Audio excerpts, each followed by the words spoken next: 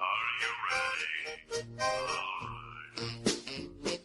Loveline. Loveline is meant for an adult audience. Loveline may contain sexually oriented content. Listener discretion is advised. Now, here's Dr. Drew and Adam Carolla. Well, the man is so right. Let me give the phone numbers out before we get started here on Loveline tonight, because we have an action-packed show planned for you kids tonight. We have Kristen, Cloke, and Rodney, Rowland from Space Above and Beyond, the Fox series. Haven't seen it.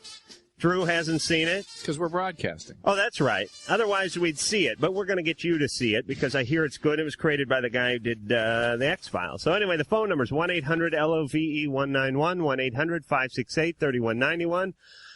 The fax number, 310-854-4455. And before we go to the phones, I have to say that last night went over to Drew's house for a little dinner. All right. Our first social excursion. Right. Because people often ask, do you guys get along? It sounds like you hate each other.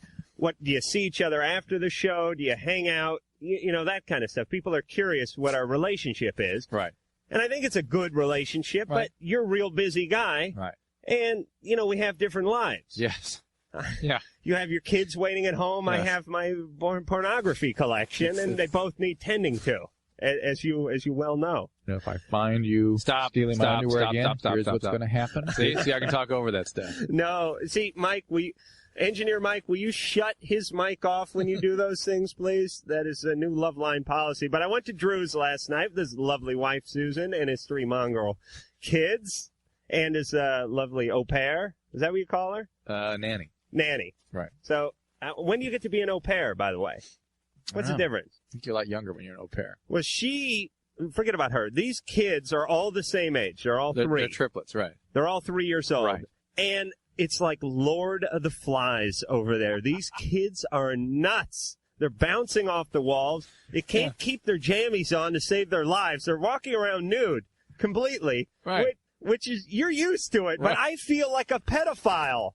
I do. It's a little weird. It's a little weird.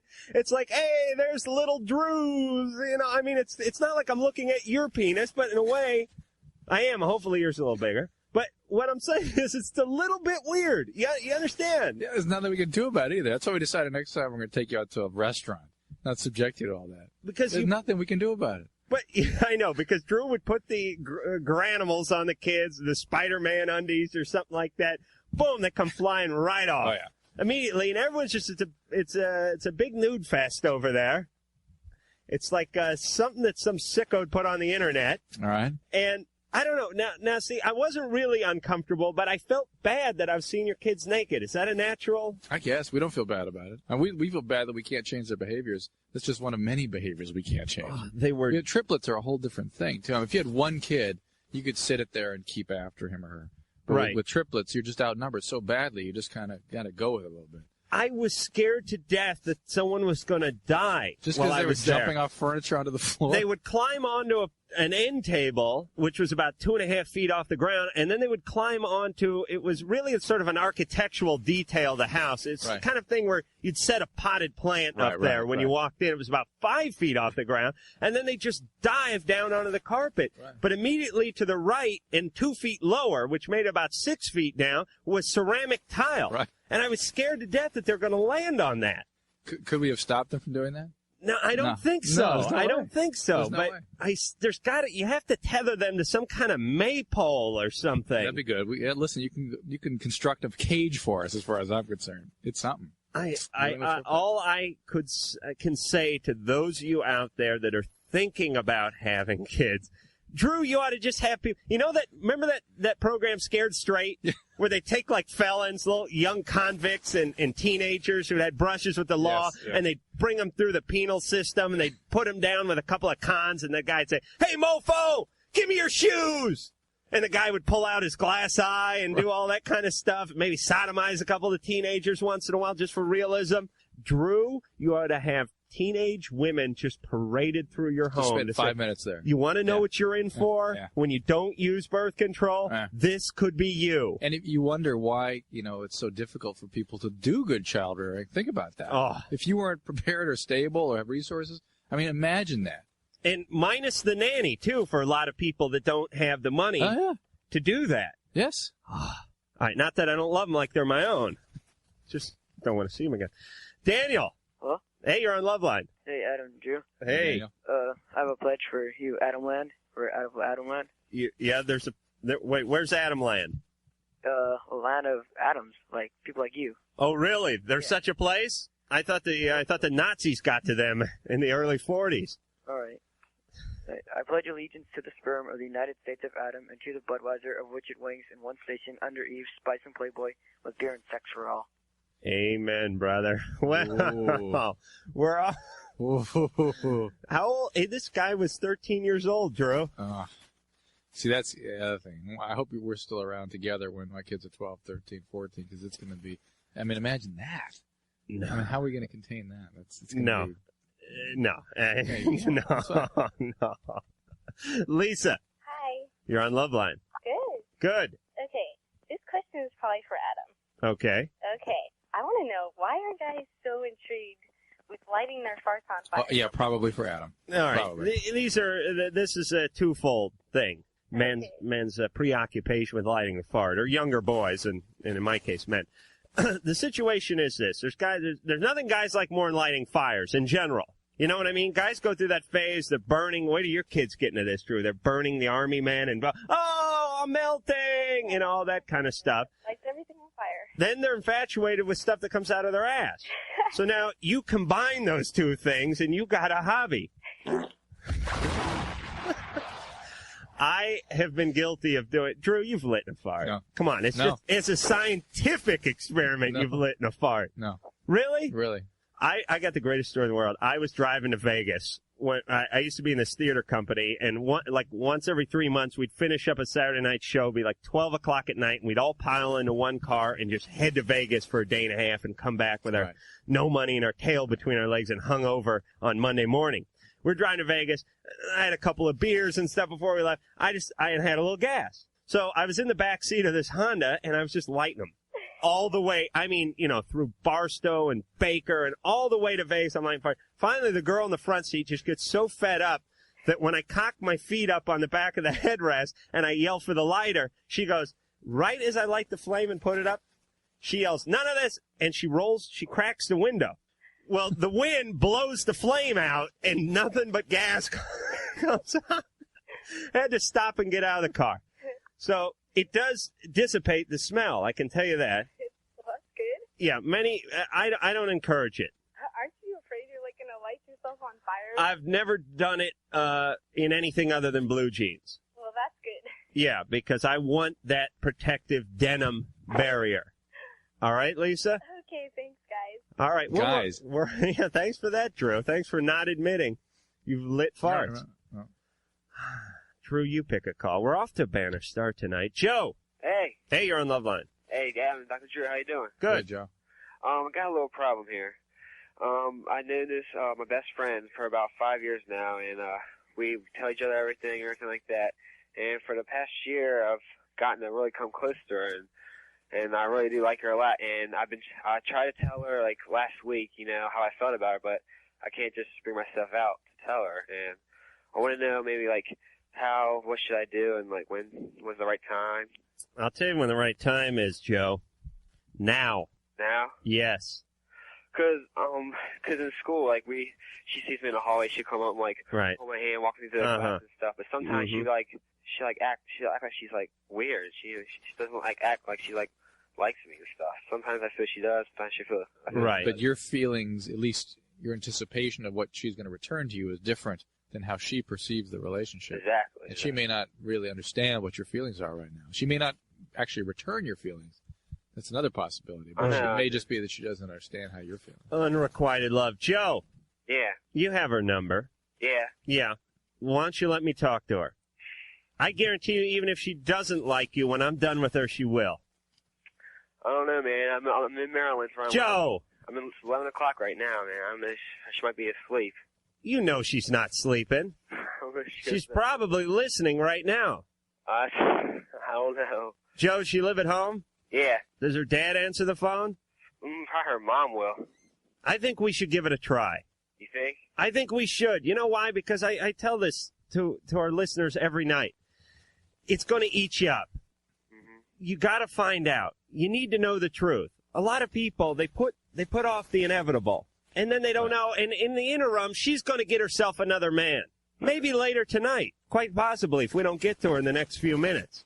All right. You know, and then you're going to kick yourself. And then you're going to run into her at the reunion. She's going to be drunk. She's going to have 9 kids. She's going to have a toothless husband who beats her every night. She's going to go, you know, Joe, I really wanted you for like a year, but nothing happened, and I never got the phone call that Sunday night, so I went off and met a new guy, and now my life's turned to hell. Yeah. Do you want that, Joe? No. I don't know. No, I don't think you do. We're going to put you on hold, Joe. All right, man. And we're going to talk some sense in this young lady. All right. All righty. And until then, we have Kristen, Cloke, and Rodney Rowland. Am I pronouncing Rowland right? Yeah, Rowland. From Space Above and Beyond. You guys are a good-looking team. Thanks. I think. You don't want to be here, Kristen? No, I do. I want to be here really bad. I'm so happy to be here. I am. Really. You do? No, I am, yeah. Yeah, I do. How's the show doing? I think it's doing well. We're having a good time. Describe. We don't care if you're having a good time. We want to talk about ratings here. We want to talk about money and listeners and sponsors. Okay, let's just put it this way. We're up against 2 shows, not in the top 100, not in the top 50, in the top 10. America's Funniest Home Videos. Oh. Horrifying. 60 minutes. Oh, well. I know. Yeah. So we're here to get all the Loveline listeners to watch our show because we know that's a huge audience. Oh, I have minions who will do my bidding. I just say the word. They'll do more than that. They'll come over and paint your house if I ask them to. And it's a cooler show than either of those 2 shows. Well, 60 Minutes is pretty good. Well, you know, it's informative, but you can tape it. Yeah, these stories are what we call evergreens. They'll always be around. And a lot of them are kind of late, like the tobacco story and all those. I mean, those are stories that, like, we all knew so long ago, and we've heard them. And a lot of them are kind of like rerun stories. Right. And Space Above and Beyond is about the future. I hear one of the stories tonight on 60 Minutes is the Hindenburg crash they're going to get into. You're right. So they're not timely. They're exploring the tomb of King Tut. Yeah, I remember when I was in 5th grade. That was like 75. Yeah. And they've been on the air, and not that we want to turn this into a 60 Minutes symposium, but they've been on the air for like 25 minutes. I know. 25 years, pardon me, and still do well. Solid and audience. in the top 20. Yeah. But their listener base is dying. That's the way I figure it. Well, we're 50. hoping. And at least the hosts of the show are going to die. Would you just put a pox on 60 Minutes? You cursed them, didn't you? I know. I'm sorry. No, I love 60 Minutes, and if it weren't up against our show, I would watch it. All right, describe your show and do it in such a way. Take 30 seconds, describe your show in such a provocative way that people are bound to watch it from now on. Rodney Rowland. Honey, you're on a roll. I feel it. I see it. You're Rodney, going. I'm so glad you have confidence in me. Come on, honey. Okay, it's about Marine Corps officers. It's set in the future in the year 2060. It started out 2063, 100 years after the death of JFK. Right. It's about Marine Corps officers who go into a surprise war against an unknown enemy. Mm-hmm. i.e. the alien, i.e. a chig, because it looks like a chigger. Okay? That's another thing. It's a chig, all right. So it's 100 years from when Kennedy died. Okay. And we go out and we fight in this war where it follows the 58th Squadron, which we are a part of. She's the leader. It's a very expensive I'm show, the lead. incredible effects. It's written by the guys who did the X-Files, so it's very provocative that way. Is there? Well, I know there's no nudity, but she's always. You want a tight, like commander's jumpsuit and very tight. You should see this woman's body. You know, actually, it's really actually just a good show. I mean, it's by the guys who did the X-Files, and they're really, really talented. It's got the best special effects on television. All right, so let's make a deal with the listeners. Okay. Those of you who really need to watch 60 Minutes can continue to watch it. And that's not a huge part of our listening group. But those of you who are watching America's Funniest Videos, come on. Yeah, that's just scares me. How many times can you see a guy take a wiffle ball in the nuts? I mean, how many times? You know what I'm saying? Not only that, but, those poor kids. I mean, it's like, to me, it's a little bit like, I'm scared. You fear for the safety of the people in the videos? There's a video on when some of that stuff. You should have run a video last night at my house. Yeah, it's really, Drew's kids could fill an hour of programming for that show every week. Leia. By the way, I seem to have lost the guy whose girlfriend we were going to call. Well, what happened, Ann? Said he was on hold. Oh. Mike, you're being docked for that now. Leia. Huh? Oh. Hey. I got a question. Mm-hmm. Yes. Well, I was molested about, when I was 12. Mm-hmm. And, well, what happened was, I was molested by my mother's fiance. That was the first time you were abused like that? Yeah. Okay. And, he lived with us. And, when I tried to tell my mom and everybody, what happened the next day, no one believed me. And so, I took it upon myself to take care of the situation. Incredible. And, so I told the police and stuff. And, how old were you when this happened? 12. Did you say 12? That's okay. fabulous. That's terrific. Yeah. Okay, so you called the police. The difference, by the way, between people that are abused previous to that, when they're younger, they're abused like when they're 6, they don't know any better. Yeah. Right. And then again when they're 12, who sort of get into that victim role. It sounds like Leah, would internalize it a little and think they had some part of it, Leah some stepped responsibility. up to the plate and took care of it. Great. Well, what happened, he just died. And, he died, a little less than a month ago. Mm-hmm. And, I was just wondering, I feel, really bad because nothing really happened nobody really, they didn't have any, physical evidence or anything to, He wasn't convicted? Yeah, nuh-uh. So he still lived with us. Oh. And he's lived with us till he died. So your mom went and married him? No, she was gonna marry him. And never did? No. Okay. He passed away. And, I was just wondering, because I feel really, I feel bad because I used to say a lot of bad things to him. And, but, I still feel, because it's really, I don't think it's fair to me, because it's I have boyfriends and stuff, and it's hard to deal with it. Because most of the boyfriends I have, all they want is one thing from me anyways. Did your mom believe you? No. Never did believe you? No. And did this guy, we don't want to get too graphic here, but how much did he molest you?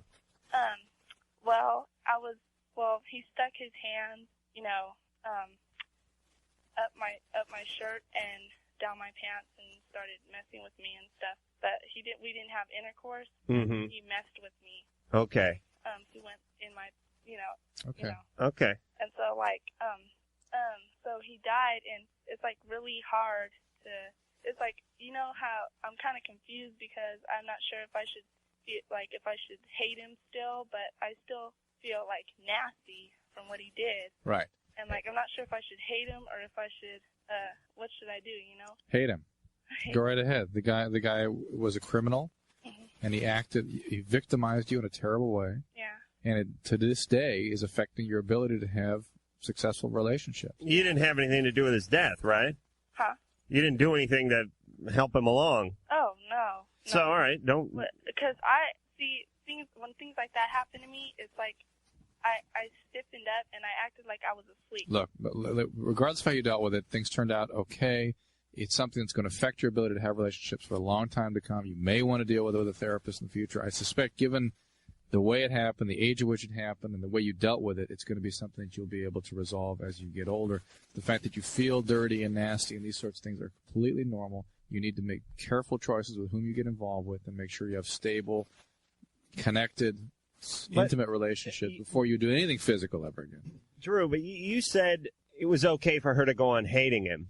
And I wonder if she shouldn't forgive him in order to expedite her healing. You know what I'm saying? Yeah. I mean, say, all right, the guy was pathetic. The guy was probably molested himself or had some atrocity done to him growing up. He died early. Right. I feel sorry for the guy. He was, you know what I mean? I'm not saying that I'm not saying to condone this type of behavior, but I'm just saying in order for her to move on, he's dead. He had a short and pathetic life. It wasn't my fault. I feel sorry for him in many ways, and I'm moving on. But at the same token, if she does feel that way, fine. But if she feels hateful feelings, she needn't feel guilty about those. Okay. Point well taken. We'll be back with Kristen Cloke and Rodney Rowland from Space Above and Beyond to talk about happier times. Hi, this is Jonathan Silverman. And Joey Slotnick. From The Single Guy. We always listen to Loveline with Adam Carolla and Dr. Drew. And they meant it, too. I like those guys. Let me give the phone numbers out. 1-800-LOVE-191, 1-800-568-3191. The fax number, 310-854-4455. We're here with Kristen Cloke and Rodney Rowland from Space Above and Beyond. The show that, well, the critics like it. No, they love it. Do they? It's a great show. I just said that because I was being cool. No, they but do.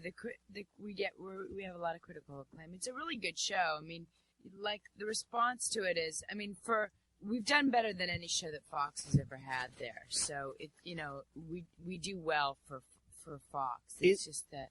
Is it an expensive show really to do because all the effects and everything? Yeah, I mean, like last week we did a show where we spent half of our time running from explosives, literally running from explosives. I mean, we blew up everything on this show. I mean, I was burned. Joel De La Fuente was completely burned. You guys didn't have anything to do with that whole Oklahoma thing, though, did you? No, fortunately, that was not part of our show. But you guys film out on location here, like out in the desert and stuff? Yeah, we shoot mostly just down the street in Culver City here. In old CNR factories where we can convert things that we do out on location onto a sound stage, and that's where our flight deck is, where our jets take off out of, and the inside of the Saratoga, which is our big spaceship that our jet, the ISSCV, which is huge. Yeah, TV, it's huge. It's epic TV. And it's a film. And the thing is that it's a war show. So it's not like a science fiction show like Star Trek. It's about war. It's about what a surprise war would be like in the future when you're assuming that the world is at peace, and then all of a sudden, there's this surprise attack from something you don't know anything about. But you're doing battle with other planets, not like Cuba and stuff, right? Other solar systems. Other solar systems. Yeah, we fly through other solar systems. Shoot them too. Yeah, I mean, we're doing, they're assumed planets. That's great, though. I love Hollywood's view of the future, which is, we'll probably kill everyone we need to kill here, but it's okay. We'll have the technology to go to other solar systems and destroy some other folks. We believe that we're at peace in the future. Oh, you are. Killed everyone but you work on a gunship. We're at global peace, and we have people deterrence. They have deterrence from other countries helping us fight this. So this is like a multinational coalition you guys have put together. A couple shows ago, we had the Fighting Finns. They were featured heavily in our show. And the guy who leads up the UN, Boutros Ghali, who's the great. Okay. It's actually a little political humor there.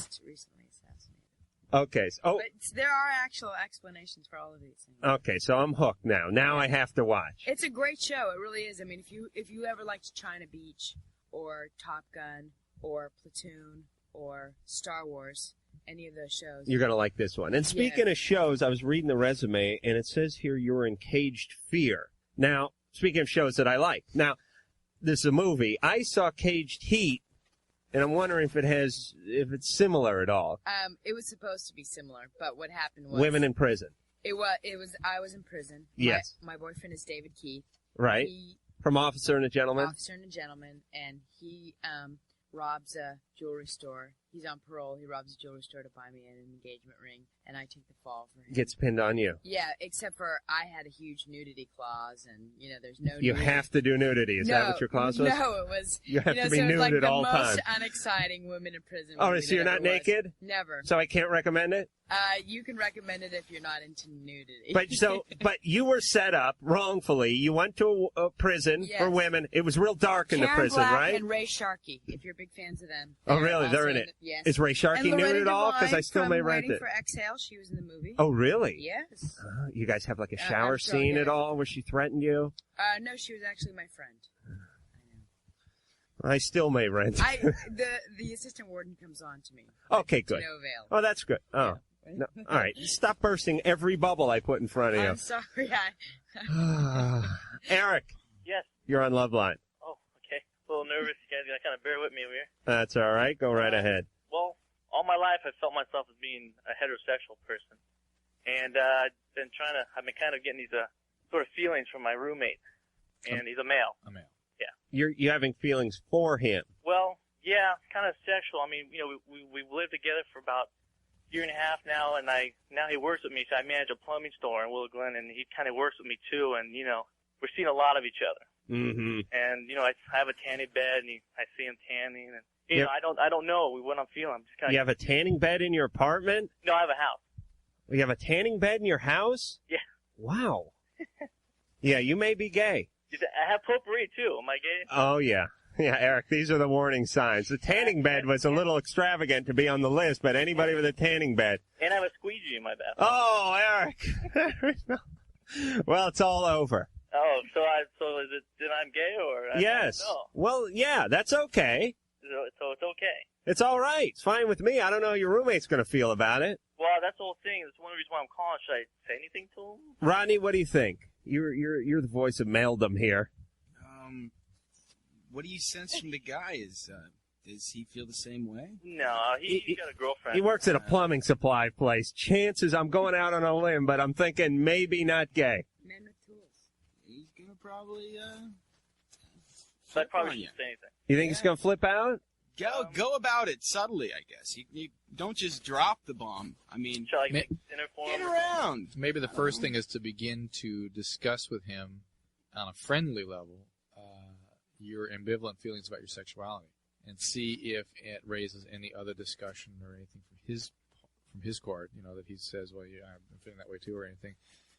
But I don't think I would come right out and tell him you're attracted to him, because if you know he's heterosexual, it's bound to disrupt your friendship. And you can throw all the hints out you want, but you know who he is.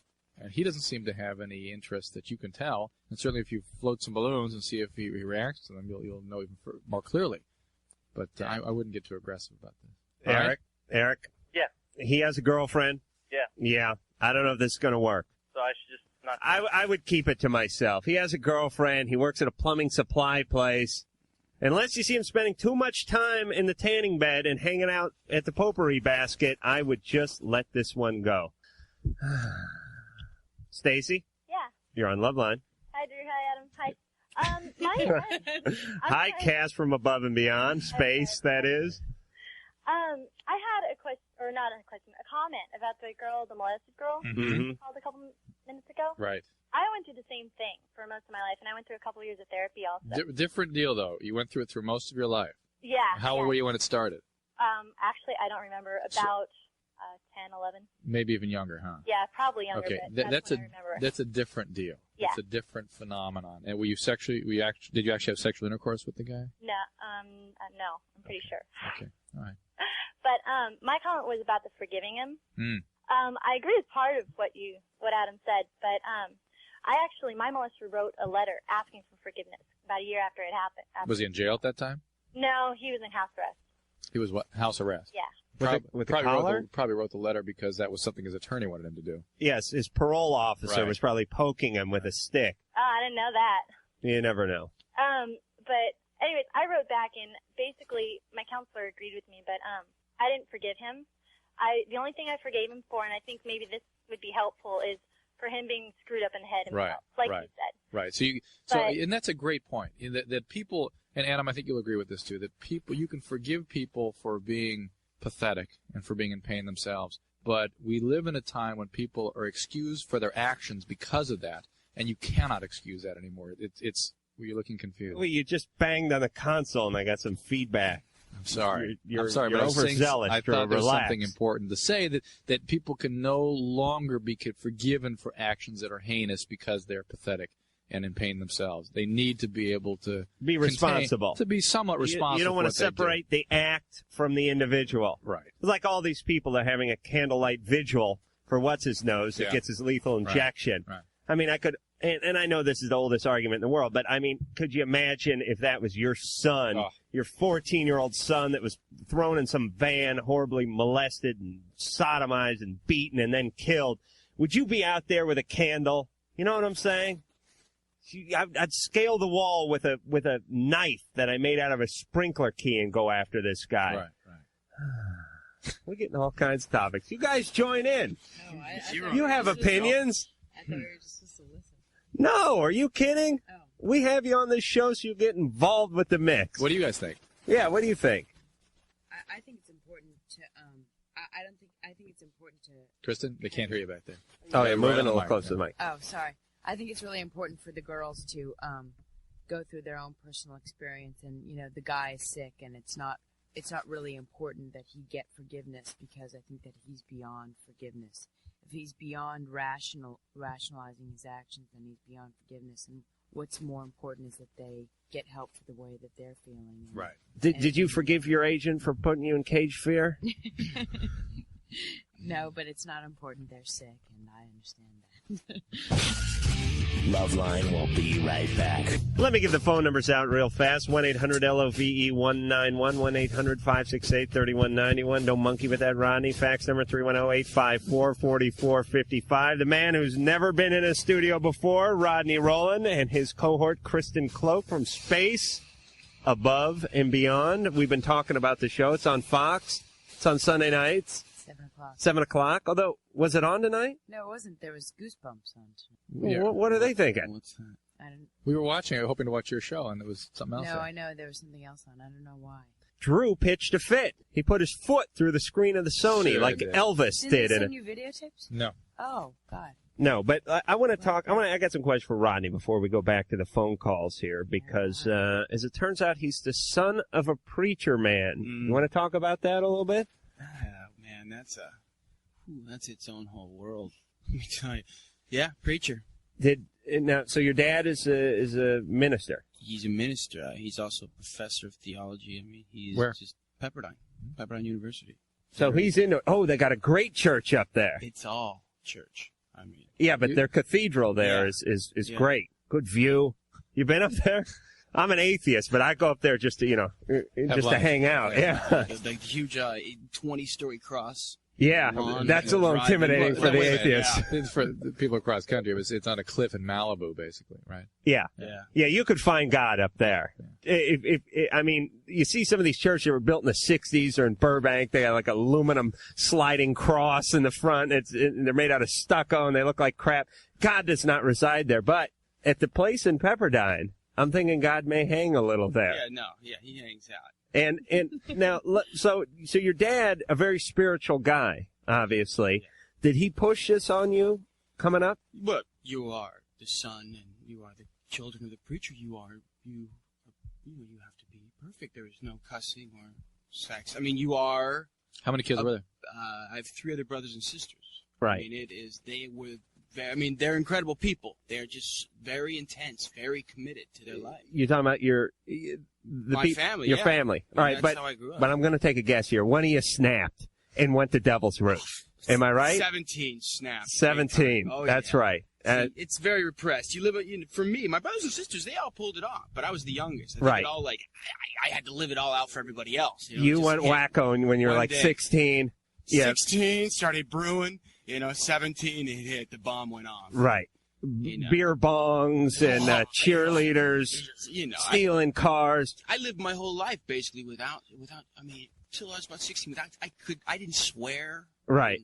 Party. I mean, see, Adam has a theory. I do have a theory, and you're playing out his theory for him. You certainly are. Which is if you over repress a child, that they will compensate in some way. They have to. Yeah, by Life acting demands out balance. Acting out in a contrary fashion. Right. You cannot bend somebody into a shape that they wouldn't normally go into. Right. You can for a while, but then they spring back and it turns into the shape of like a pimp now or a drug dealer or something. I mean, they go even further than maybe they would have went down the Devil's Road.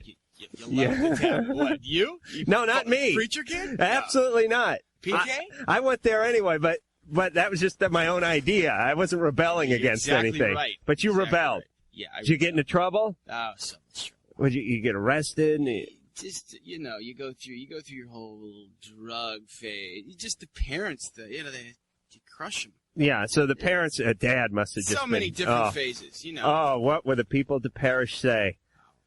And we had like the ideal Christian family. My brothers and sisters were all very attractive, and I'm talking perfect. Right, and they stayed the course. Marriage, they held out. Oh, really? It's that. Wow. So, all right, is everyone forgiving you now? Well, now that I got a series, yeah. So they still kind of look at me with that. Really quit smoking finally, but Yeah, you're still kind of Damien. I'm on TV, and it's a 7:00 show, so I'm not swearing too much. Right. They'll count the swear words. I go and see my nieces, and they're like, "You swear 4 times." Well, thank God you're not married with children or something like that. I don't think they'd forgive you with that. All right, so you're back, though, and you're in the good graces of God and Pops. Adam. Hey, what's up? Hey, you're on Loveline. All right, hey. Hey, is Am a producer there? Yes, she is. Okay, hi, I'm a producer. Okay, I have a question that me and my friends have been asking each other for a while. We can't get a girl to actually answer. Oh, I think maybe he wants Ann to answer this. I think, although Kristen could jump in on this one, too. We finally have a female here, all right, so now there the guys, you go. maybe we should just leave the studio. No, it's not. No, all right. You want to go get a beer or something? Go ahead, Adam. All right, okay. So when I'm having sex, okay, if I'm like on the bottom and my girlfriend's on top, okay, one thing that my ex did a lot was whenever I announced I was coming, she would stop, and she always said that it was her instinct to let me come, okay, which of course just ruins the whole orgasm, right? Right? Yeah. But what are you supposed to do when a woman comes, okay? Because she's convulsing, I mean, if I keep thrusting, is that gonna pull? Is that gonna hurt? What am I supposed to do? Ladies, Kristen? Yeah. Kristen, get up on that mic and earn the money we're not paying you. I would have to say that, do unto others as you would have others do to you. Well, what the heck does that mean? That means go. She wants you to do, it's really kind of, from what I understand, an inverted sort of thing that you have. In a lot of ways, it's, for the most part, a lot of what feels good to you feels good to the woman. And so you would keep going in that. Wait, okay, but if it's convulsing, is it going to pull on it or something? No, yeah. See, a lot of women, when they have an orgasm, so I hear, I've never actually been there, but it pulses, but it doesn't convulse. It doesn't. Nothing's going to happen to her, and she'll, and also, a really good thing would probably be to ask her what she likes. Right. But do it over dinner, not right there. She won't be able to talk. And probably every time it's different. Girls are different. With my experience, some girls, they want you to keep going. Others, it's stop, And probably every time you do it, it will be different. You know what I mean? Like, but you get certain patterns with certain women. You can open it up to her and say, make sure that you, if you want me to go faster or slower or stop or go, because everybody's body is different. Your body is different than your friend's body, and her body is different than your last girlfriend's body. So you have to ask her what she likes. But I think most men can agree on the keep on going thing. Yeah. Adam, if she's going to stop each time you announce you're coming, I would stop announcing that. Well, it's also if she notices I'm coming, she sort of does that. I've noticed that I really can't train a woman what to do during sex. You got to yank the leash real hard. You can't train a woman what to do. Don't approach it from that stance. Talk to her, explain to her what you like, have her explain to you what she likes, and then attempt to achieve that within the confines of your own bedroom. Because it is true. Women react different. A lot of women, when they have an orgasm, act like they took a bullet or something, and you don't know what to do. They're like, ow! They start convulsing and squirming and stuff. I've had guys tell me that they would never know when a woman was having an orgasm because she doesn't say anything. And then other guys will say they've had girlfriends that, I have a lot of guy friends, so, I've heard a lot about this. And, they'll say that girls, some of them will whoop and holler. But I think it's really the most important thing is to be able to talk about it in a way that she doesn't feel like you're alienating her, so that you put it in a way that that she's giving you more pleasure by doing A as opposed to B, as opposed to, kind of punishing her for doing it wrong. Try not to use the word train so much when you're talking about sex. Matt? Yeah. You're on Loveline. Two questions. One's for Rodney. Are you the in vitro guy? Yeah. Okay. Were you in the movie Carrie? No. The what guy? In vitro? He's It's part of the TV show. Well, anyway, I have a question for Dr. This means Drew. in a test tube. Yeah, Yeah, well, he was my character's gestated. a test Oh, tube. Drew's nipples got hard because he thought No, it had you might be something to talking do with about. the I think you're pregnancy. talking about McQueen. You're talking about McQueen, the gray-haired guy. No, there's the kid in Carrie who was on the bicycle at the very beginning of the movie. Oh no, Looks that's kind of like you. No, it's not me. Okay. Well, anyway, Dr. Drew, I had a friend who came up for the weekend, and she had a lot of pain in her stomach. Uh-huh. And I'm in chiropractic school, and so I did some static palpation. Mm-hmm. And just from the symptoms, I thought it might be pancreatitis, but I don't have that much information on it. Mm-hmm. What would her risk factors be for pancreatitis? Pancreatitis is a severe illness. I mean, people go into shock. I mean, you can have some mild forms of pancreatitis that can be caused by gallstones intermittently basically obstructing the pancreatic ducts. You can have viral pancreatitis. You can have pancreatitis caused by medication, even birth control pills, but it'd be very unusual. People that have abdominal pain typically have abdominal pain because of irritable bowel, diarrhea, this sort of thing. The pain from pancreatitis is usually devastating, associated with terrible vomiting and shock. This doesn't sound like that. And it can be a life-threatening problem. So alcoholic pancreatitis, for instance, can be just absolutely devastating. All right, Matt. Alrighty. Good luck to you. And Rodney Rowland from Space Above and Beyond, let's get back to you for a second. You were a Calvin Klein model at some point in your career? Yeah, way back there. Actually, I did Calvin Klein with Billy Baldwin. Oh, he's probably going to kill me for saying that. Oh, really? Like kind of like a little gay layout or something? Well, no. No? No, I think I did now. Yeah, all sitting in a Porsche trying to be cool guys and some. Yeah. In your underwear? No, fully jean. It's 'cause hard to look cool when you're sitting in a Porsche with another guy in your underwear. No, Bruce Weber shoots it, so they definitely put their own theme to it. Oh, so you're in the Calvin Klein jeans. Yeah. How do they see your ass when you're sitting in a Porsche? It wasn't about the ass on that one. Really? What the hell are they thinking about? I mean, you know what? I don't like this new lifestyle stuff. It was one of these things where you wear the jeans and you have this kind of life. Is that kind of thing? I mean, meaning as opposed to just showing a close-up of your ass. Mine was years ago. Yeah. You didn't do any underwear stuff? No. No. Actually, I did a group shot. You did? don't see it. Group You can't just, underwear this is my shot? body. Yeah, no, I mean, the shootings were pretty crazy. You just would get a bunch of models and you get everybody.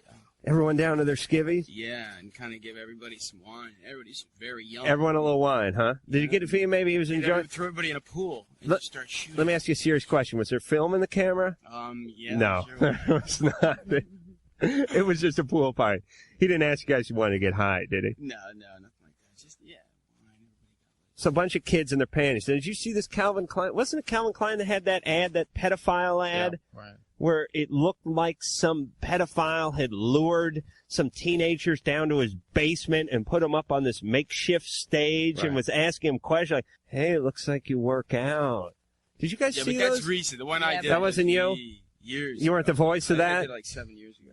Okay, You because that was... remember when I was a kid, Brooke Shields. you know, and the Well, that whole- was and they were fine. the same, but it wasn't fine at the time. There was huge. It was controversy. scandalous. It's huge scandal. I mean, the guy's not stupid. He knows exactly what he's doing. You create a scandal. It sells jeans better than the commercial. So you get your name in the paper one way or the other. Yeah, I mean, I remember when I was a kid, nothing becomes between me and my Calvins from Brooke Shields at 14 was huge. That was like, that was pedophilia at its finest at the time. That's fine. That's when pedophilia was pedophilia. You're right. We'll be back.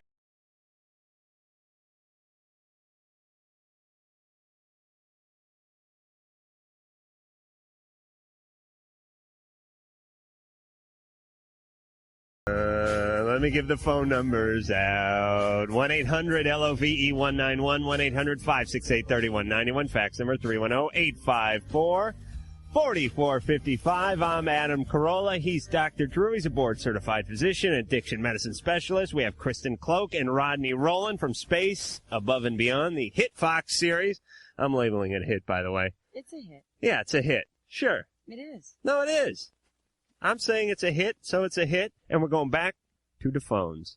Bobby. Bob. All right, screw him. Let's talk to you guys for just a second.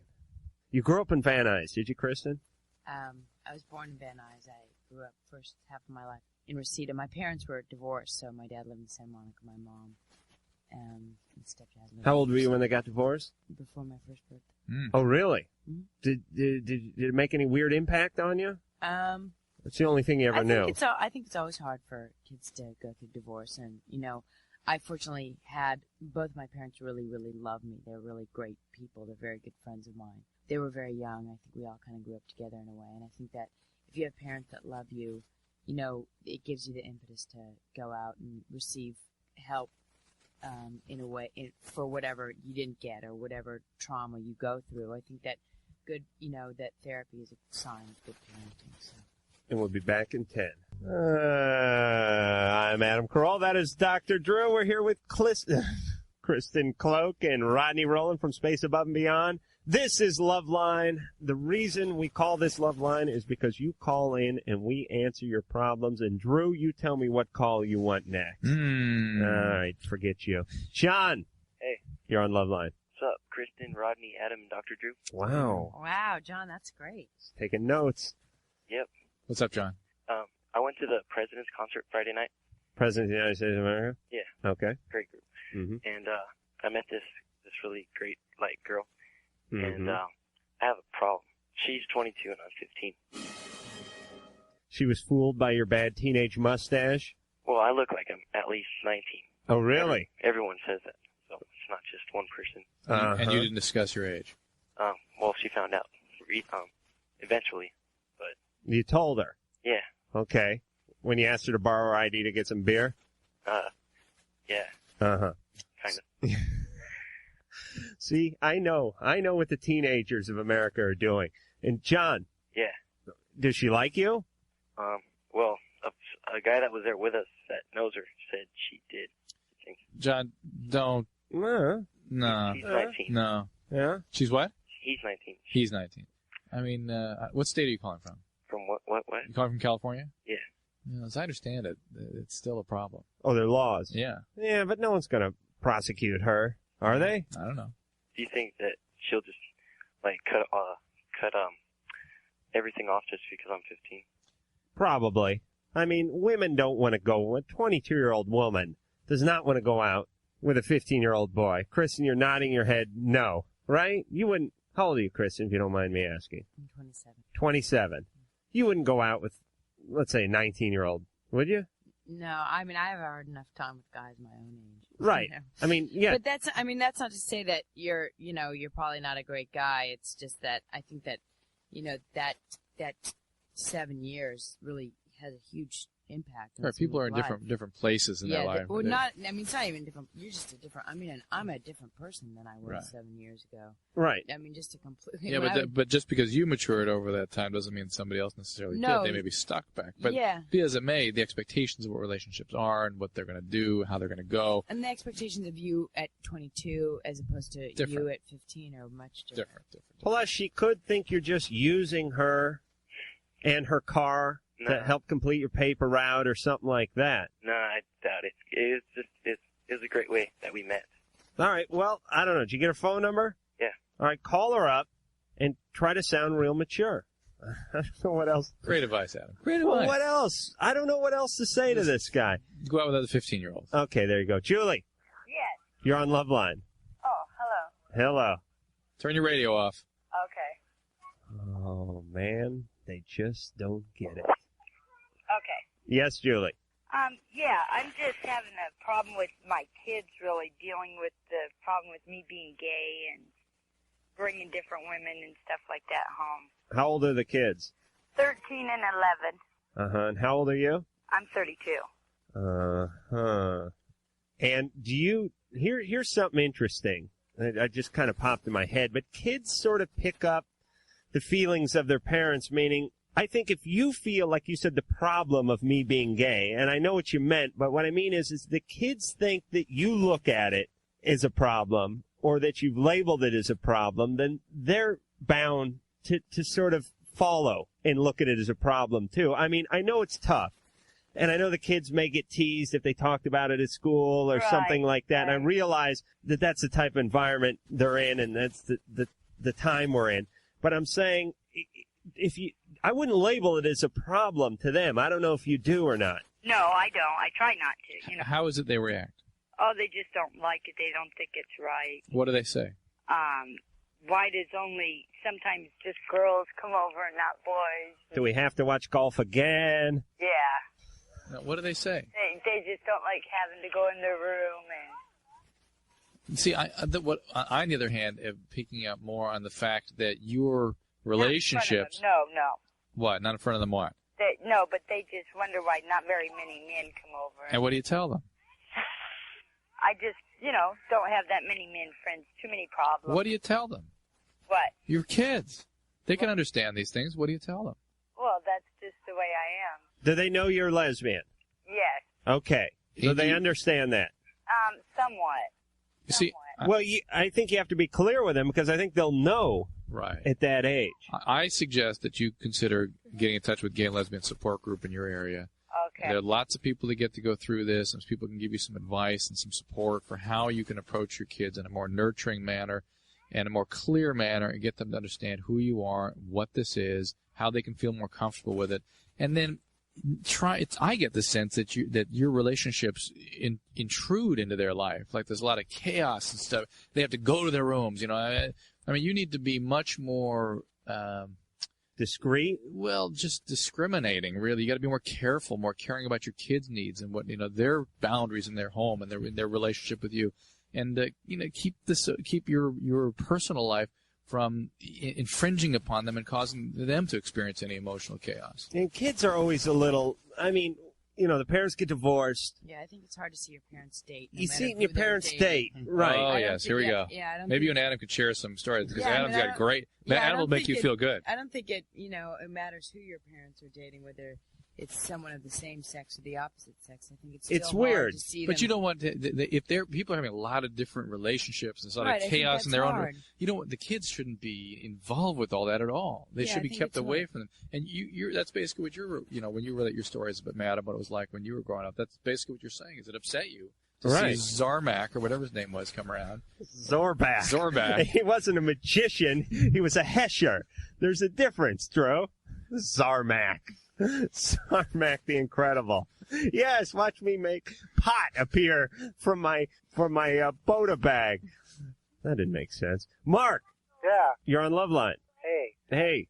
What's up? What do you got to say? What I got to say, well, the first thing is that lady that just called, she's having a problem with her children accepting her being gay because she's bringing a different woman home all the time.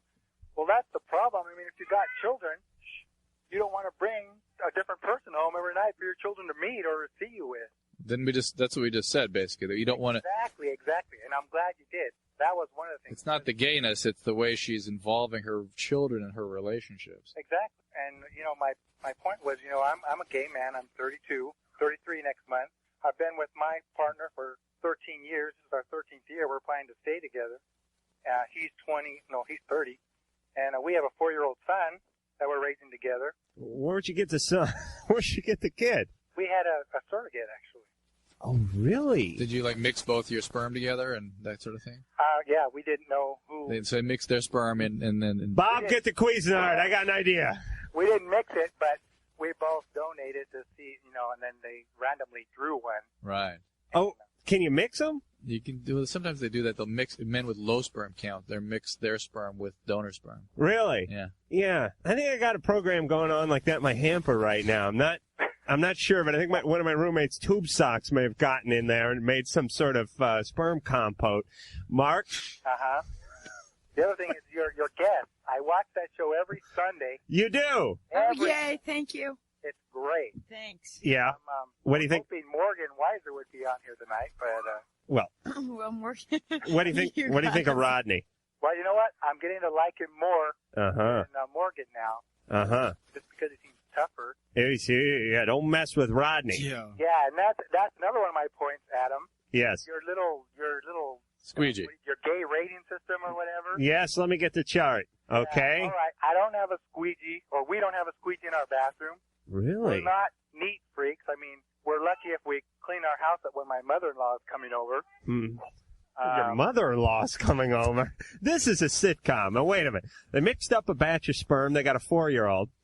There's 2 guys living together. You have your mother-in-law coming over. Yeah, well, you know what? She's just last year she began signing her postcards from her vacations to us. Well, she mailed them one to my partner, of course, and then she mailed me mine, and she started signing hers mom to me. Really? It's never come out openly to them, but his sister refers to me as her brother-in-law, and she tells me, "This is your beautiful sister-in-law calling." Do you live in a state where... We're in California. Yeah.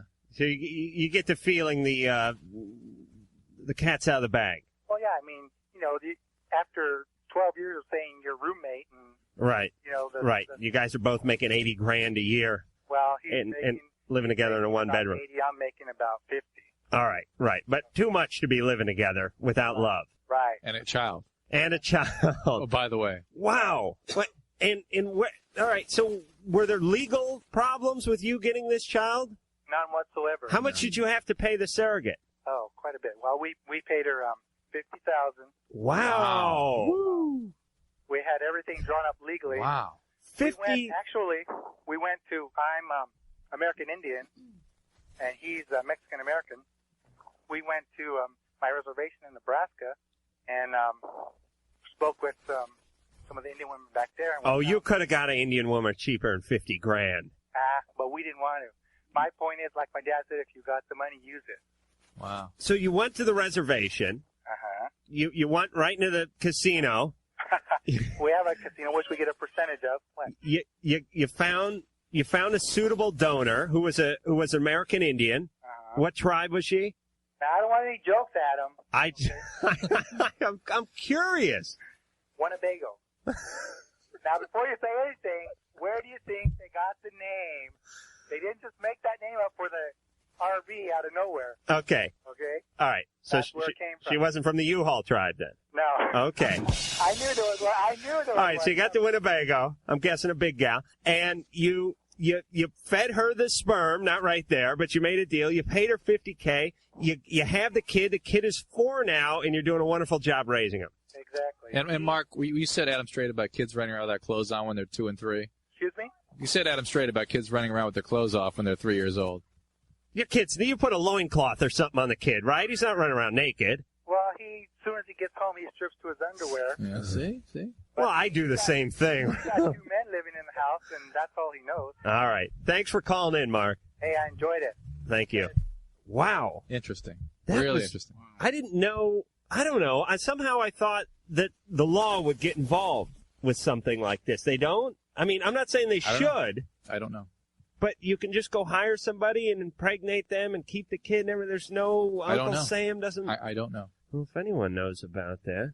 Any kids between you, Kristen and Rodney? I mean, not between you, but do you have married family? No. Anything? No. Kristen, how much to carry my seed? How much? Yeah, seriously. A little more than 50,000. More than 50? A little more than. Come on. A lot 50? more. No, a lot more. A lot more. Drew, don't go there. A lot Drew, more. you'd carry it in your ass for $10,000. What are you talking about? Come on. You are sick. You are a sick guy. You'd say anything to anybody, wouldn't you? I certainly would, especially you. Kevin. Hey, how you guys doing? Kevin, how much you figure Drew would want to carry my seed? Hey, look, if anybody's thinking about it, remember what the cure is. Just spend 5 minutes in my house. Oh, that's true. Not that it's... Lord knows what our offspring would come out like anyway. All right, what's your question, Kevin? I had a question about getting body piercing done. Mm-hmm. I wanted to know what could happen if I got my penis pierced. That would be one side effect. It is amazing to me how few complications there are from this. I have to tell you, though, now that it's so widespread, I'm beginning to see more and more problems, particularly with tongue and, bizarre, peculiar piercings in funny places. People putting bones through their throat, the throat and stuff like that. Eyebrow and things. When they reject, they can sometimes get infected. Penis certainly is something I really worry about. I mean, you can cause bleeding, you can get infection. Any of these have that potential. So I don't know what to tell you, what the actual probability is. It's so separate from the mainstream medical system that there's not a lot of good data out there yet. I'm sure it will be forthcoming now that there is so much being done. Rodney, Rowland from Space Above and Beyond, would you ever get your penis pierced? Mm-mm. No? No, I have no desire for piercing. I have no pierce anywhere in my body. No, but not even in your penis? No. Not even if Alec Baldwin did it? I shouldn't work the gay issue anymore, should I? No, man. Yeah, because, I mean, it hurt. As a guy, you know, when you get your penis caught in your zipper, it is traumatizing. Yes, there's more pain than even that suggests. And to have a guy, and there's no anesthetic, by the way, with this procedure. Right. They take a spear and they just shove it through. People who do it like it. Yeah, a lot of people. Yeah, I have a friend who has it done, loves it. You ever been with a man with a hoop? No. Down there? No. Really? Seriously? Because I know you run with a pretty fast crowd, and that's a whole Hollywood thing. Yes, they're so fast they don't have time for piercing. And my Run right past the piercing shop. and my experience, people that do these kind of aggressive piercings typically were abused in some fashion when they were kids. It's not 100%, but for the most part, that's been my experience. Well, anytime you want to mutilate, Yeah. and that is, I'm sorry, I don't want to sound like Pops Carolla or Squareville Adam here, but when you're going to take a spear and pierce your penis, I don't know. There's a psychological implication of that, and I haven't quite figured it out, but it's not a good one. Matt, Yeah. you're on Loveline. Hey, what's up, Kristen, Rodney, Adam, and Drew? Hey, man. Hey. I want to say one thing before I address my question. Your guys' show, Space Above Beyond, rocks. Best show on Thank you. Awesome. Okay, guys. That's two so far. I know. Go ahead, Matt. I know this girl. I've known her forever. We grew up together, and recently I got divorced about a year ago. I'm 23. She's 24, and she's been, like, coming on to me. And I'm interested in her, but I don't want to ruin the friendship. Mm-hmm. What do you guys Kristen, what do you think? I think you should date her. date her? Yeah, I mean, if she's your friend, you know, you can ask her if she's interested in going on, you know, taking your friendship to a different level, you know. But I think that you have to give her the option and let her know that, you know, you enjoy her friendship and it's, you know, leading you to have romantic. Are you physically attracted to her? Hell yeah. Oh, hell yeah? Yeah, not just yeah, but hell yeah. Well, Hell ask her if she yeah. wants to go on a date with you. Yeah. You know, if you What are you, if you pick sadist? her up Go out and with her. Take her out to a restaurant and treat her like a woman as opposed Well, I just didn't want to kill the friendship. I mean, we have a great friendship. What do you feel from her?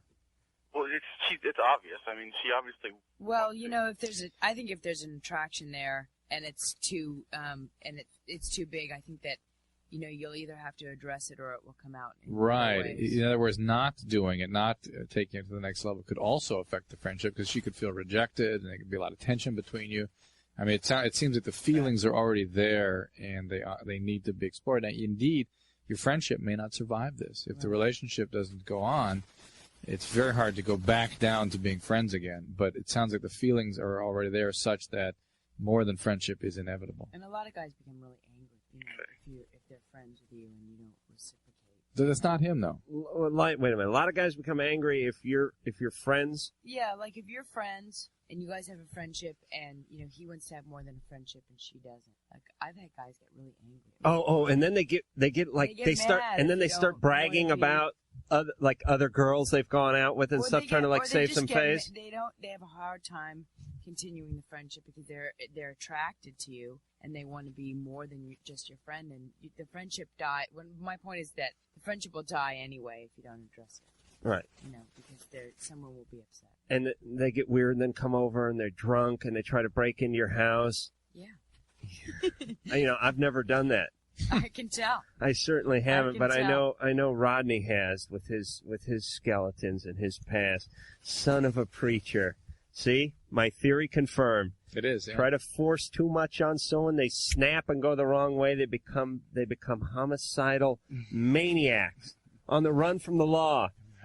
You know, 1 minute they're reading the Bible, the next minute they're sitting in a Porsche with one of the Baldwin brothers and nothing but a pair of skivvies. Well, that's how you described it anyway. Oh, okay, just the jeans on. All right, well, we have to say bye to you guys because it is 9. Oh, it's 9:20. I flashed my head that it was 11:20. Right. And we have to go to break. But I want to thank Kristen Cloke and Rodney Rowland from Space Above and Beyond. I think we're going to get people to go out and watch this show. I hope so. It's a good show. You won't be disappointed. All right. And you want to give some sort of mailing address that if they get pissed off and it was a big waste of time that they can write you at? What's the address? You can email us at you can post on the Space Above and Beyond page on your America Online. Okay, so give it a try, and if you have a problem, or if you love the show, or you just want to see everyone in tighter outfits, email them.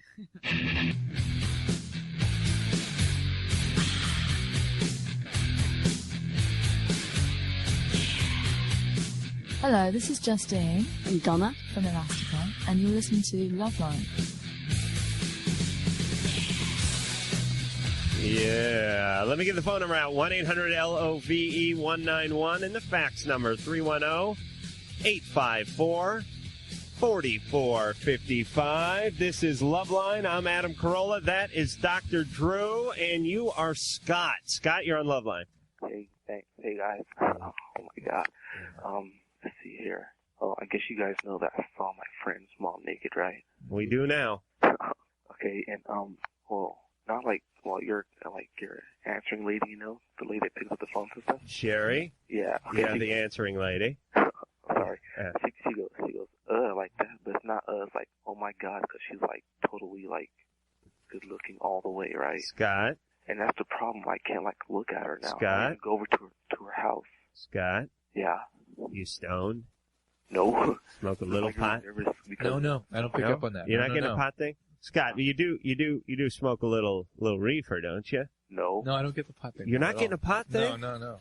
I can smell I'm it. getting a freaked out 17-year-old. Getting a freaked out. Oh, well, maybe guys who get stoned a lot sound like freaked out They do. 17-year-olds. They do. All right. Drew knows. Yeah, in what circumstance did you see her naked? I mean, you were peering through a telescope or something? What happened? No, I walked right into the room when she was getting out the shower. She was, like, walking past her bed. Like, the shower is, like... Does she know you saw her? Yeah. And I, like... Did she get out. Did she try to Yeah, she did. What? Try to what? She tried to cover up really quick. Right, but did she try to make you feel more comfortable after you guys had a chance to talk later? No. You just haven't seen her since, and that's all there is to it. I've seen her, like, a couple of times. It was like I was like just like stopping by before school. So she looked real good. Yeah. But you got to realize, Scott, you're 17. Yep. You know, if a naked armadillo walked through there, that is right. You would be aroused. Yeah. You know, Scott? Yeah.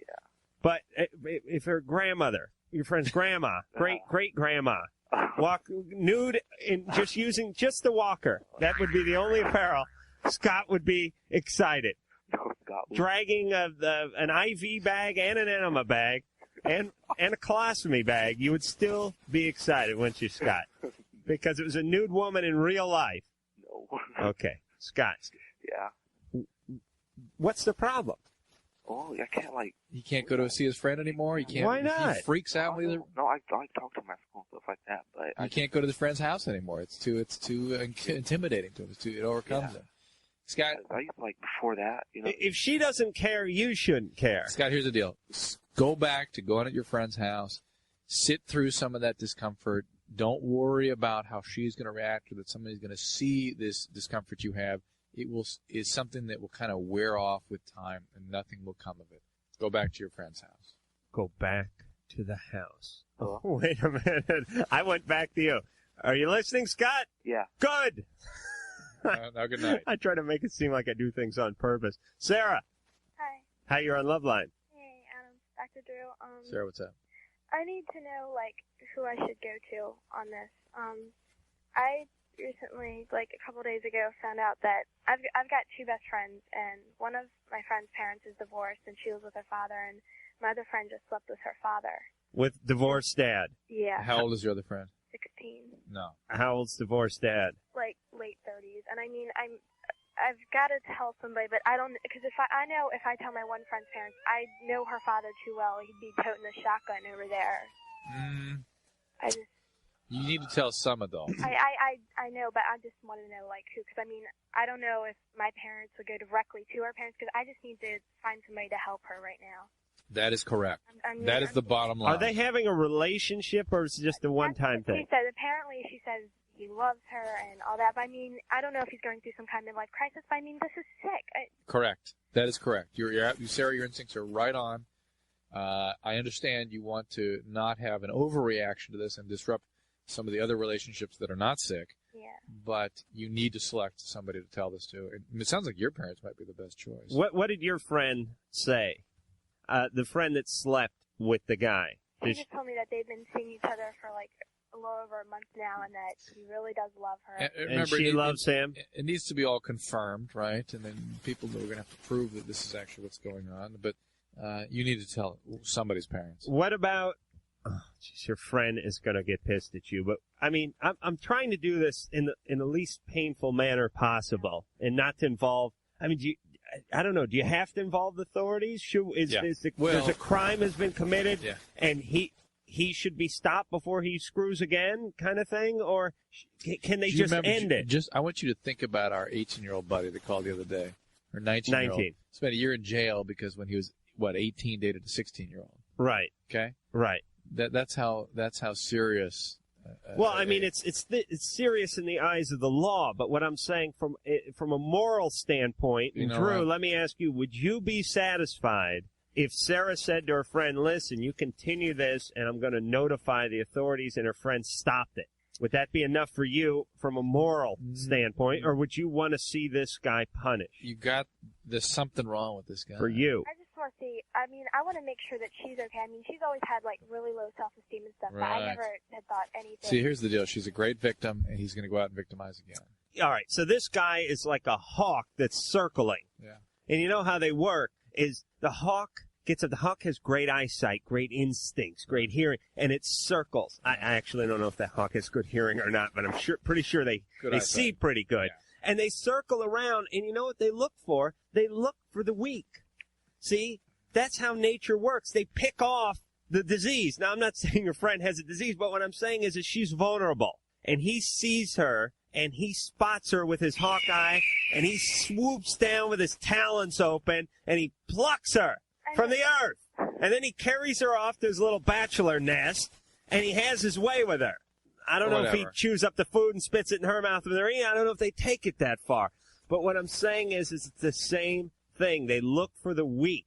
And in this case, it's not the physically weak like it is in nature, but it's the spiritually weak. Did something happen to your friend that made her so vulnerable, or made... We've been, like, the three of us have been best friends since, like, third grade, and we've basically told each other everything that's happened, and even that issue has come up. And as far as I know, unless she's been, like, keeping something from us all these years, nothing like any abuse has ever happened. She's just always had, like, real low self-esteem. Yeah, it doesn't necessarily mean... Is she unattractive? Oh, she's really pretty. It's just she doesn't see herself that way. Just because, like, some of the guys, guys at our age are jerks. All right, so she found a guy who's going to pay some attention to her. Exactly. And she must be on cloud 9 with this guy. Plus, the guy drives and has a whole closet full of turtleneck sweaters and medallions and probably cable television and God knows what else. Those corduroy sport jackets with the leather elbow patches. So this guy's got it all for her. Jack has never, as far as I've only known, Mr. Jack has always been dating women his own age and stuff like that, and he's had some really nice girlfriends and stuff. I don't know, like, what happened. Is it some kind of midlife crisis where he just decided they wanted to go out with someone, like, who's his daughter's age? Or... All right, Sarah. Yeah. Listen, Drew, what do you think? Tell your folks. Tell your folks. Tell your folks and ask them, do you have a good relationship with your folks? Yeah. You trust your folks? Tell your folks and take it from there. That was tough. I mean, what do you do? I mean, it's like your best friend is going to try to kill you, especially she's not getting any attention from the boys at school. All of a sudden, she's getting a ton of attention, and she's loving it. It's no longer about, the priority is not preserving the friendship there. The priority is about helping this person. All right. Miranda. Yes? You're on Loveline. Hello. Hi.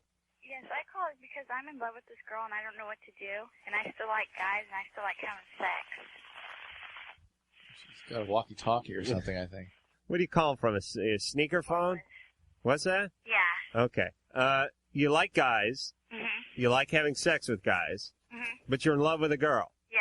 Have you had a physical experience with a female? No, I haven't. Makes two of us. But you're extremely attracted to her. Yes. And why do you like her so much? You say you love her.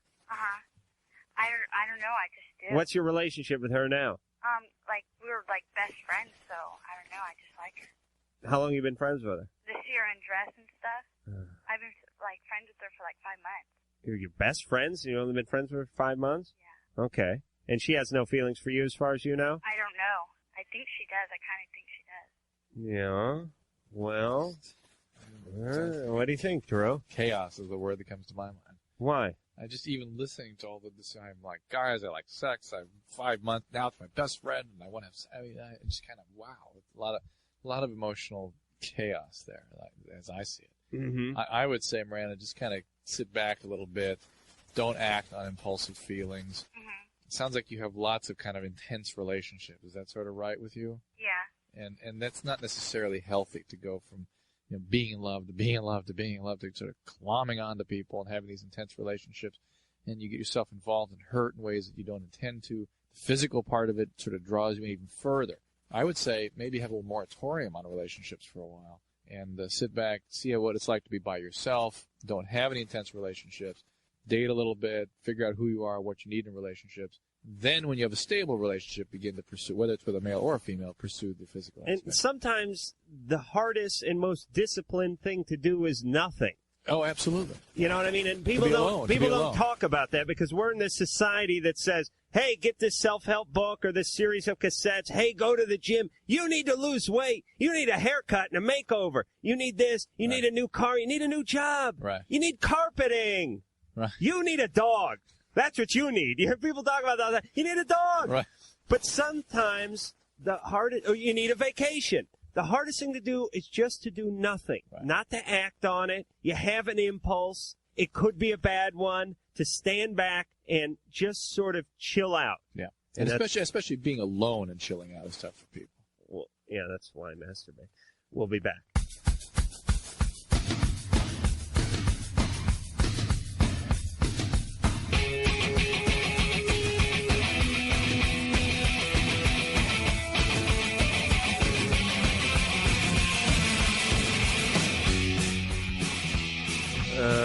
Hey, Engineer Mike, was that click, click, click, click thing supposed to be in that?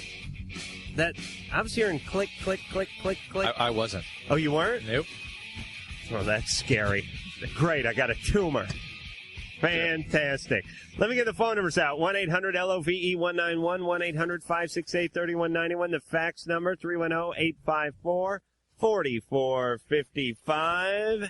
I'm Adam Carolla. That is Dr. Drew. And, I heard the click again. This is me. That's my mic. Come on, Drew. Don't monkey. I'm not monkey. I just moved it. And it just. All right, well, stop moving. All right, Mark? Yeah. You're on Loveline. Hey, how's it going, Dr. Drew, Adam? Hey, Mark. Good. How you guys doing? Good.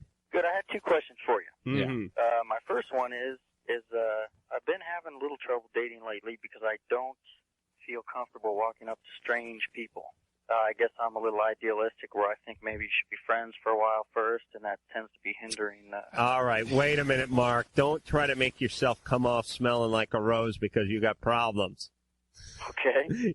I mean, let's face facts. I don't want to be cruel here, but stating the fact that you don't get many dates by saying I have a little problem with coming up to strange people because I'm a little old-fashioned and pardon me for thinking we should be friends sounds like a big load of crap to me. All right, so we don't believe it, neither do you. Okay. Drew, would you like to continue? Well, only insofar as this isn't really. First of all, it's not unusual, right? Most people have difficulty walking up to strangers, and if they, and really, what you're talking about. That's why they invented beer. What you're talking about is being able to respond, pursue somebody because you're visually attracted to them, physically attracted to them. But in fact, that's not usually the best way to pursue relationships. I think you're probably better off, in fact, getting to know people through your friends, people who share similar interests, people who know the people they're going to be introducing you to. And then if there's also some kind of physical attraction, then you have what you need to make a relationship. So you need just to work harder, I think, on meeting people through your friends, network more. Oh, actually make an effort at networking then. Yes. Rather than waiting for people yes. to come by. You don't wait for anything in life. And let me tell you something, Mark. That adage that people say when you go, I'm lonely, I could use a date, and they go, stop looking. When you stop looking, that's when people saying, yeah, it's Saturday night. Instead of going out and going to a party and talking to some friends and doing a little networking, you stay home, lock the door, draw the drapes, and just rent yourself some porn.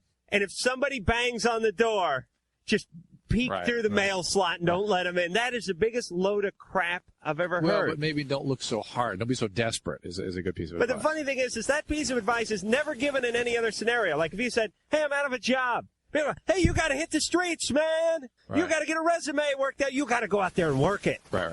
You know, it's not like you're on the run with any other advice, any other topic in life. Whether you need a house, you need an apartment, you need a but is it not true that when you are out there as a male, you're out there desperately pursuing a relationship? What happens to the people you pursue?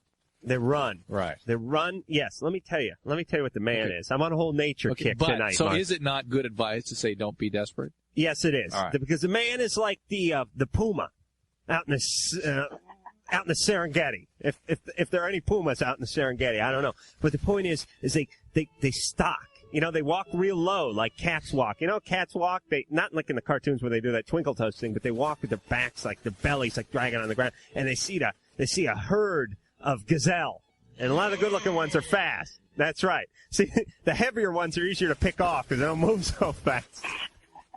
I got you. But you creep up on them like the puma, like the wily puma. You see them, and you make your move, and they scatter. Okay. And you go after them.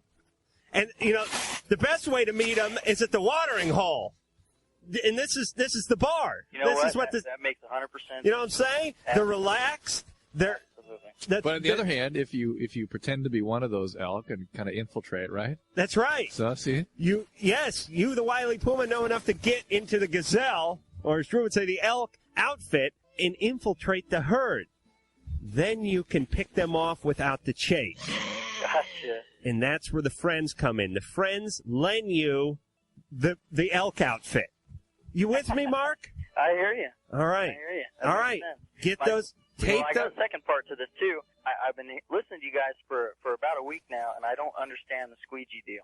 All right. Well, that's a fair question because we do talk about it, but we don't often go back and reset it all the time. So let me explain something. I make that mistake because I'm not a radio guy. People who are radio guys know to reset all the time. I get guests in here and I go, "Hey, kids," you know, for an hour straight. Right. So, meaning if you missed the first 30 seconds of the show and you didn't know who we had on, you'd never know their name because I'm a bad radio guy. So we're going to reset here with this whole squeegee thing. The squeegee thing, you know what a squeegee is? Oh, absolutely. All right. Now, when a squeegee is found in a person's bathroom. In the shower. In the shower area to squeegee off the lucite door. You know, a lot of showers have that hard acrylic door. Mark? Okay. Yeah, Mark, don't take notes. It's not that important. No. I'm trying to think of what you're... A glass shower. Shower door. Okay. A shower door, not a curtain. Okay. He's picturing like a masonite hollow core 1 3/4 door with a deadbolt on it or something. Okay. A shower door, you pinhead. Do you know what I'm talking about? I got you now. All right. They squeegee it off because the gays are very meticulous. They're very clean people. We're going to get in trouble. I'm going to get in some trouble for saying that, but there's nothing wrong. It's a compliment. They're very tidy. Do you know what I'm saying? Yep. Drew, when I was trying to figure out what makes a man gay, and I was putting my list together. You meant on the list, you put what? Potpourri? Potpourri, overuse of the turtleneck sweater when it's inappropriate, wearing the turtleneck sweaters. Too much diet soda. Too many cats. Too much yogurt, stuff like that. During the commercial, Drew pulled me aside and he said, "Squeegee." And I said, "What are you talking about?" And he said, Drew moved into a guy's apartment, or guy's condo, gay couple, moved out, left a squeegee behind. Then they moved into a house, Drew and his lovely wife, later on after the condo. Again, a gay couple. I've been there. I don't know why you're stalking the gays, Drew. That's another show. Because they do wonderful care of their real estate. They keep it nice. All right. Again, the squeegee is the only thing left behind. Right. That and they issue a Colt Roundup, which Drew currently keeps under his car seat, but we're not going to get into that. So Drew said, listen, the gays love the squeegees in the shower. And that's where the squeegee hypothesis comes from. Purely just to squeegee the doors, huh? Just to squeeze. What do you think? Like putting it up each other's butt? No, I mean to clean the water off. Yes, that's all it is. You don't like a lot of effort to me. Well, that is the commitment that the gay man has to the shower area. And we're moving on. Scott? Yes. You're on Loveline. All right. The question I had to ask is, somebody told me something about Japanese people. You know how we have Coke dispensers and cigarette dispensers? Mm-hmm. You mean vending machines? Yeah, exactly. Yeah. Okay. Somebody told me that they have vending machines for little girls' panties. Oh, come on. Oh, yes. Oh, come on. Yes. Really, seriously. Somebody For what? told me this. And that businessmen buy these things like people buy cigarettes. For what? I'm not exactly sure. I mean, somebody told me they smell them or something. Oh, come on. Oh, yes. No, come on. Oh, yes. I'm not kidding. Yes. I'm totally serious. Yes. What? Yes. Oh, yes. Yes, what? Yes, these things are out there. Go with that, Adam. They certainly are. They're called the Mrs. Livingston dispensers, as you know from watching Courtship of Eddie's Father. She was a young, attractive Japanese woman. Japanese men enjoy. It's considered a sign of fertility. So you've heard of this? To wear the women's panties on the head, especially at a meeting. Stop. Yes, oh yes, the Japanese, very superstitious culture. Seriously, have you heard of this? Yes, yes. 400 yen you have to feed into that thing just to get a pair of briefs. That's great. Yeah, they have enslavement camps where they actually abduct Japanese teenage adolescent girls. They put them into panties and force them to jog around a track, each time changing the panties, each lap, and feeding it to this network of machines stretched out all over Asia. It's not just Japan. Oh, really? Oh, yes. See, I couldn't come up with this by myself. No, yeah. and then neither could Adam. It exists, and there's parts. Let me be honest. I'm not smart enough to come with this by myself. No, you're not. For once, you're right, Scott. And let me tell you something. What goes on in parts of Brazil? They have the same thing with men's boxer shorts there. I know. I was recruited as a youth. Oh, really? Yes, I would have to put on a pair of BVDs and do gymnastics for an hour before it then made its way into the machine. Mm-hmm. Okay, Scott. Mm-hmm. See, we have the guts here at Loveline to delve into the the hard hitting stuff. Ryan? Yeah. You're on Loveline. Hey, Adam. Hey, Dr. Drew. How you guys doing? Good. Fantastic show. Started listening to you guys just about a month ago. Oh, good. And listening to some of your other callers, I tend to find myself feeling more and more normal sometimes. But that's why I'm here. That's just listening to Adam makes you feel that way. I've got a question for you. I'm married. I've been married for just over 2 years now, and tend to continue to have, as I did at a younger age, fantasies about women I've been with. In my dreams, they're generally faceless and nameless women, but during daydreams and stuff like that, they're women I've been with, women that I haven't been with that I wanted to be with at one point in time. And at times, I have a lot in a day. Is it normal? I don't, feel like I want to act out on them. I love my wife very much. I'm actually happier now than I was when I first got married. I was kind of nervous and scared and stuff like that. But as time grew on, I have so much feeling of security in my relationship with my wife that I wouldn't ever even want to, jeopardize that. But the fantasies get pretty explicit sometimes. And I think you answered your own question about the relationship you're having. You're clear that it's something you want to remain with, you're committed to, and you feel good about. The fact that you have fantasies is completely normal. It is? Yeah. Okay, good. Now I'm feeling better about myself. There's nothing wrong about that. Sleep especially easy at 23. I mean, you're a young male still, and that's normal. So not a problem. Just keeping to myself, huh? Oh yeah. Listen. Oh yeah. Oh yeah. Listen. You hear honesty tossed about when people talk about components of a relationship. Right. Honesty is fine when your wife is saying, "Are you nuts? Are you going to wear that tie? That looks like that's fine." That kind of honesty is fine, and honesty about, doing chores and other little household things, of not paying a bill, that is fine, but not when it comes to these things. There's I appreciate that. No reason she needs to hear that, and by the same token, you don't need to hear the stuff she's whipped up, and believe me, men, Ann nodding her head like one of those weird little Dodger dolls with the spring-loaded big head that sits in the back of the car. She's going a million miles an hour with that head. Believe me, women have these fantasies. Huge. Even more so, I think, because they have the ability more so than men. They live in men are like, I got to see a movie and then touch myself. Women are more steeped in fantasy than men are. Ann is having one right now. Am I involved, baby? No. No word. And we'll be back.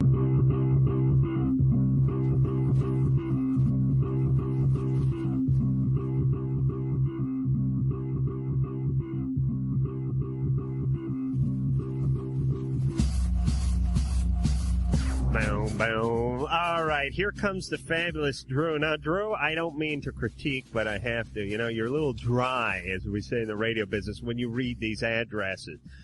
So you can get a little more, it's a prepared statement. There's no mystery there, but I want you to have fun with it this time. That's the only direction you have. Yes, yeah, there you go. Here's some appropriate music. Go ahead. I don't know if I can do that. Just punch it up a little, Drew. P.O. Box 4345, Hollywood, California, 90078. And email LUB191 on America Online. That's it. All right, that was good. You sold that, Drew. We're going to get a new guy to do this tomorrow. Maybe we can tape it. Actually, I'm going to be gone most of the week, the last part of the week. Christ, that's right. Yeah. All right, now tell us that schedule very quickly. I'll be gone Tuesday, Wednesday, Thursday, and be up and skiing in Utah. Uh-huh, and you're going to leave me here with whom? We've got Dr. Bruce, Dr. Mark, and then your grandma, I think, one night. Right, all people I can have my way with except for Grandma, who'll probably kick my ass up and down the studio. I'd like to thank Sam and Lori and Sherry for doing the phones tonight, the lovely producer Ann, the fabulous engineer Mike, myself, Adam Carolla, Dr. Drew. We'll be back tomorrow night. So that's it then. You have been listening to Loveline. The opinions expressed on Loveline by Adam Carolla, Dr. Drew, or anyone are not necessarily ours. Be happy. Be happy. Happy, happy, happy. Happy. Loveline's producer is Ann Wilkins. Thank you.